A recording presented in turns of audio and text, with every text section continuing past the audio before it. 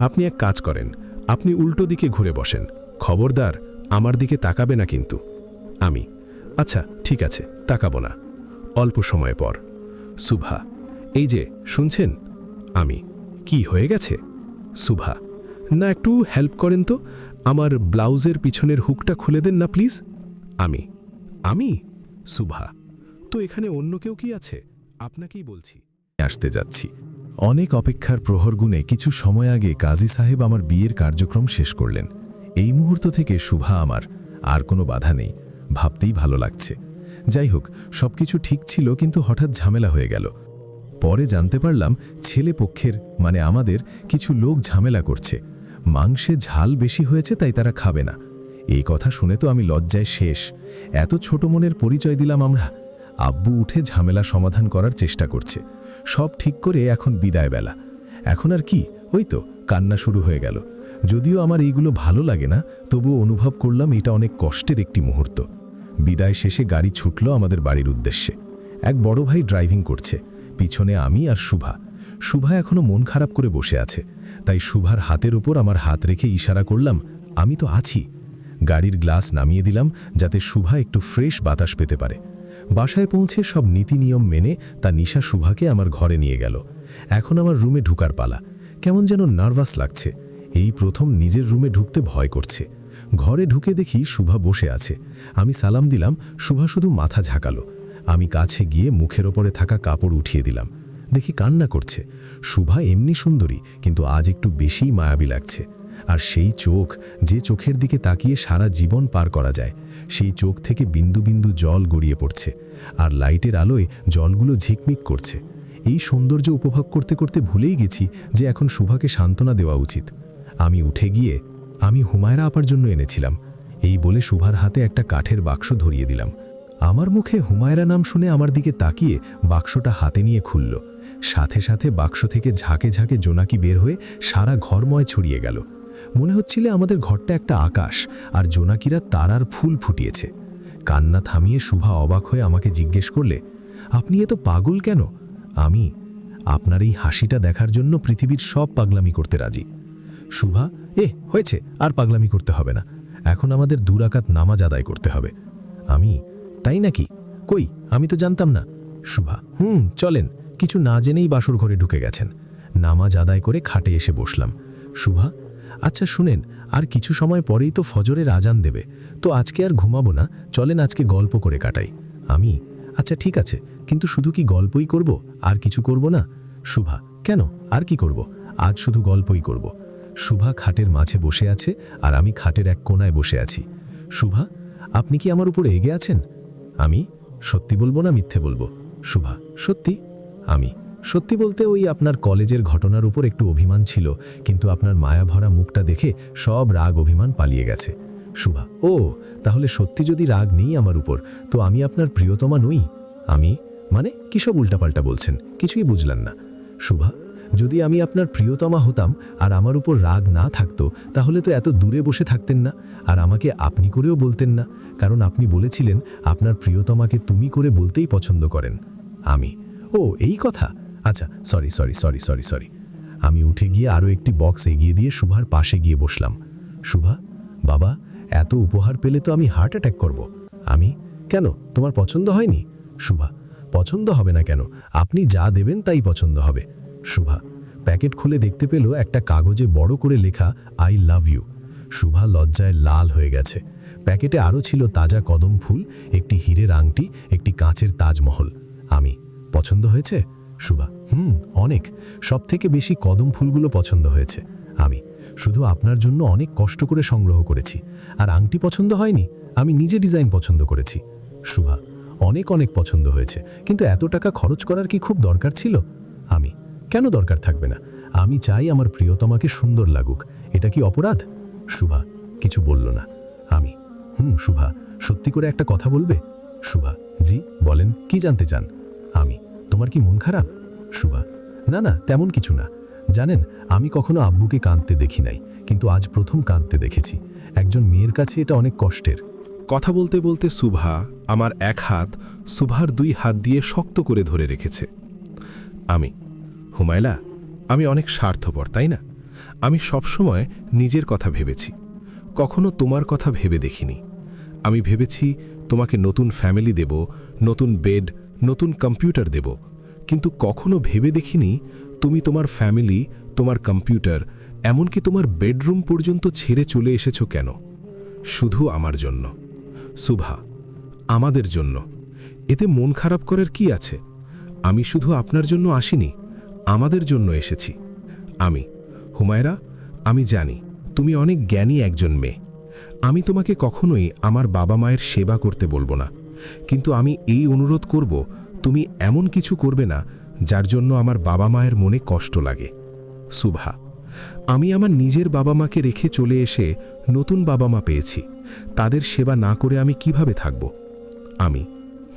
তোমার যা ভালো লাগে। আর একটি কথা, ভবিষ্যতে কি হবে জানি না, কিন্তু আমি এইটুকু কথা তোমাকে দিলাম, তোমাকে কখনো ছেড়ে যাব না। আমি তোমাকে এমনভাবে আগলে রাখব যেমন করে একটা বিকট বড় গাছ খুব নরম লতা আঁকড়ে থাকে। কি হলো, হাত এভাবে টানছেন কেন? আমি হাত ধরাতে কি অসুবিধা হচ্ছে? না মানে, এইভাবে কোনো মেয়ে আমার হাত ধরেনি তো, তাই। সুভা, বাহ, আপনি দেখি লজ্জা পাচ্ছেন। আমি মাথা নিচু করে বললাম, তুমি চেঞ্জ করতে চাইলে করতে পারো, এত গরমে এগুলো পরে আর কত সময় থাকবে? সুভা, জি, আমিও তাই ভাবছিলাম। আপনি তাহলে বাইরে যান। কেন? সুভা, তো কি আমি একজন পুরুষের সামনে কাপড় চেঞ্জ করব নাকি? বাহ, আরে আমি তোমার স্বামী, আমার সামনে চেঞ্জ করলে কি সমস্যা? আমি বাইরে যাব না। সুভা, প্লিজ বাইরে যান, আমার লজ্জা করে না বুঝি? আরে বাইরে অনেক মানুষ ঘুরঘুর করছে, এখন যদি আমি বাইরে যাই তাহলে অনেকে অনেক ধরনের প্রশ্ন করবে। তাও ঠিক, আপনি এক কাজ করেন, আপনি উল্টো দিকে ঘুরে বসেন, খবরদার আমার দিকে তাকাবে না কিন্তু। আচ্ছা ঠিক আছে, তাকাবো না। অল্প সময় পর। সুভা, এই যে শুনছেন? কি হয়ে গেছে?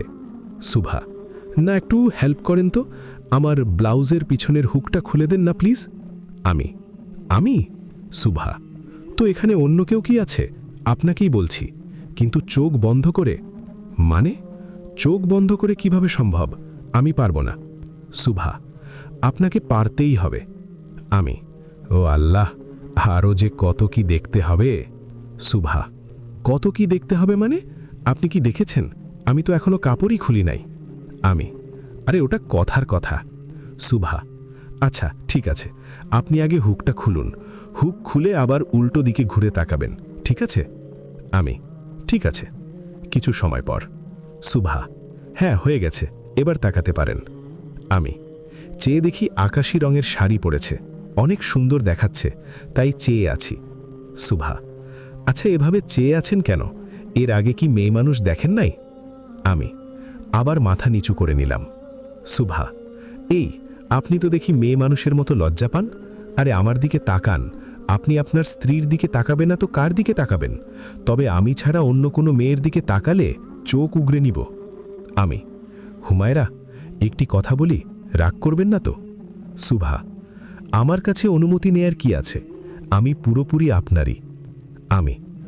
তোমার গাল দুটো একটু ধরি, তোমার গাল দুটো অনেক কিউট। চোখ বন্ধ করে বলে ফেললাম। সুভার ছোট্ট হাসি শুনে চোখ খুললাম। সুভা, আপনি অনেক বোকা, অবশ্য আমার জন্য ভালো।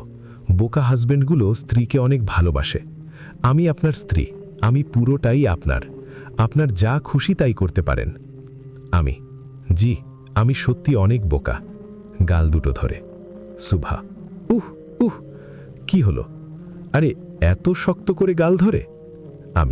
ওহ সরি, আসলে তোমার গাল অনেক নরম, লেগেছে অনেক। সুভা, আরে না। আচ্ছা, আপনি আমাকে সুভা না বলে হুমায়রা বলেন কেন? তোমার নাম তো হুমায়রা বিনতে আব্দুল্লাহ, তো আমার হুমায়রা নাম পছন্দ, তাই আমি তোমাকে হুমায়রা বলেই ডাকব।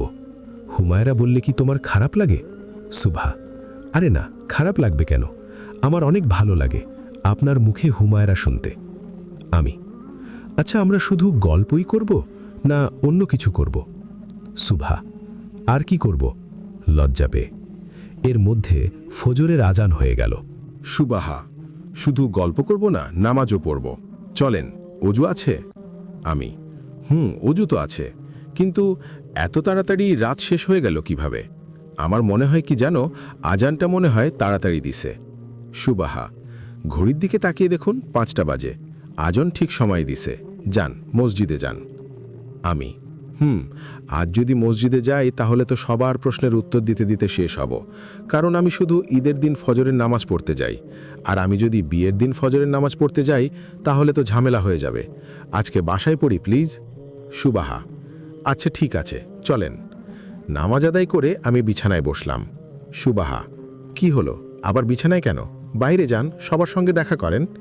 আমি, না আমি একটু ঘুমাবো, মাথাটা ঘুরছে। তুমিও তো সারা রাত ঘুমাওনি, তুমিও একটু ঘুমিয়ে নাও। সুবাহা, না না আমি এখন ঘুমাবো না, আপনি ঘুমান, আমি মাথায় হাত বুলিয়ে দিচ্ছি। সুবাহা মাথায় হাত বুলিয়ে দিচ্ছে আর আমি ঘুমানোর চেষ্টা করছি। সত্যি অসাধারণ মুহূর্ত। কখন ঘুমিয়ে গেছি বলতে পারবো না, কখন ঘুমিয়ে গেছি বলতে পারবো না। কিছু সময় পর পর আমার কানে শব্দ হচ্ছে, এই উঠেন না। মনে হচ্ছে কেউ ডাকছে, তাই অনেক কষ্ট করে চোখ মেলে দেখার চেষ্টা করলাম। মনে হচ্ছে কোনো পরী আমাকে ডাকছে, কিন্তু পরী আমার রুমে আসবে কেন? আর এই মেয়েটা আমার রুমে কি করছে? ও, এটা তো আমার বউ, কাল তো বিয়ে করলাম। যাক, চিৎকার করার আগেই মনে পড়ে গেছে, না হলে অন্য এক ঝামেলা হয়ে যেত। সুবাহা, কি হলো, এত কি ভাবছেন? উঠেন। আমি কোনো কথা না বলে হাত ধরে টান দিলাম। সুবাহা নীলেকে ধরে রাখতে না পেরে আমার উপর পড়ে গেল। সুবাহার চুলগুলো আমার মুখের ওপর এসে পড়েছে। সুবাহা, এই কি করছেন সকাল সকাল? উঠেন তাড়াতাড়ি, আব্বা কিন্তু অনেক রাগ করতেছে। আব্বুর কথা শুনে রোমান্স সব পালিয়ে গেছে। তাড়াতাড়ি করে উঠে রেডি হয়ে সবার সঙ্গে দেখা করতে গেলাম। শুরু হয়ে গেল সবার উল্টোপাল্টা কথা, যার মুখে যা আসছে তাই বলছে। কিরে, নতুন বর বউ রেখে বাইরে কেন? এত সময় ধরে ঘুমাচ্ছিলি কেন? রাতে কি ভাবি ঘুমোতে দেয়নি? আমি তো রাগে ফুলছি। নিজেকে শান্ত করে হাসি মুখে সবার সঙ্গে কথা বলে চলে এলাম। খিদে পেয়েছে অনেক, তাই আম্মুর কাছে গিয়ে বললাম, আমি খিদে পেয়েছে অনেক, খেতে দাও। আম্মু, খিদে পেয়েছে। খিদে কি শুধু তোর একার পায়, আর কারো পায় না? মেয়েটা এখনো কিছু খায়নি, সে খেয়াল আছে তোর? আমি, শুধু খেতে দিতে বলেছি তাই এত কথা কেন? সুবাহা খায়নি কিছু? না, ডেকে নিয়ে আয়, একসঙ্গে খাবি। আচ্ছা ঠিক আছে, দেখছি। রুমে এসে দেখি সুবাহা খাটে বসে আছে একা একা। আমি, হুমায়রা? আমি গোসল করতে চাচ্ছিলাম, বাথরুম কোন দিকে? হাত দিয়ে ইশারা করে দেখিয়ে দিল। গোসল করে বেরিয়ে এলাম, সামনে দেখি সুবাহা শাড়ির আঁচলটা কোমরে গুজে দাঁড়িয়ে আছে। হঠাৎ আবার রাগী চোখে তাকানোর মানে কি? আমি, কি হয়েছে?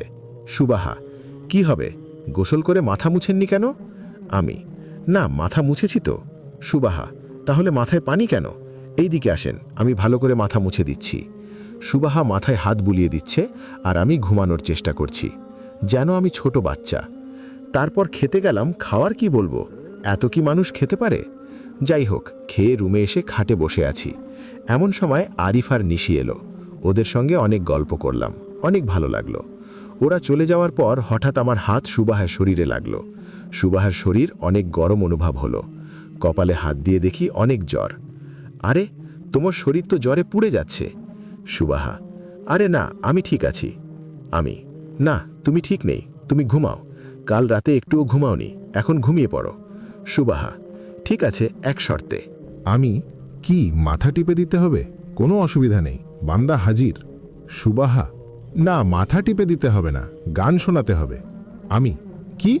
আমি কিভাবে গান শোনাবো? সুবাহা, দেখুন আমার সঙ্গে নাটক করে লাভ নেই, আমি জানি আপনি অনেক ভালো গান করেন, তানিশা বলেছে আমাকে। আমি, পারবো না।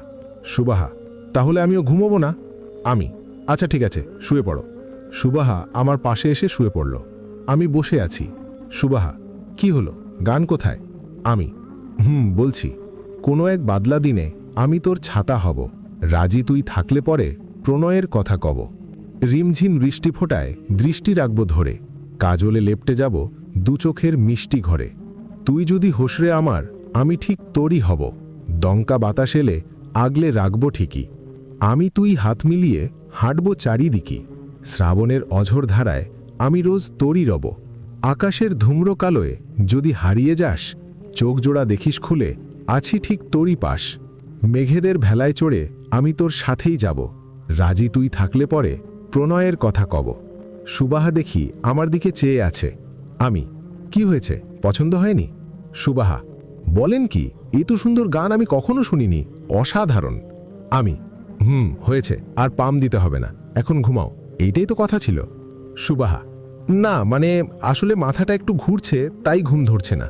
ও আচ্ছা ঠিক আছে, আমি মাথাটা টিপে দেই, তুমি ঘুমাও। আরে না না, কি বলেন আপনি, আপনি আমার স্বামী, আপনি কেন আমার মাথা টিপে দেবেন? এমনি ঠিক হয়ে যাবে। আমি, তুমি আমার মাথা টিপে দিতে পারলে আমি কেন পারবো না? চুপচাপ শুয়ে থাকো, আমি মাথা টিপে দিচ্ছি। সুবাহা, লাগবে না। আমি, চুপ, আমি আর একটা কথাও শুনতে চাই না।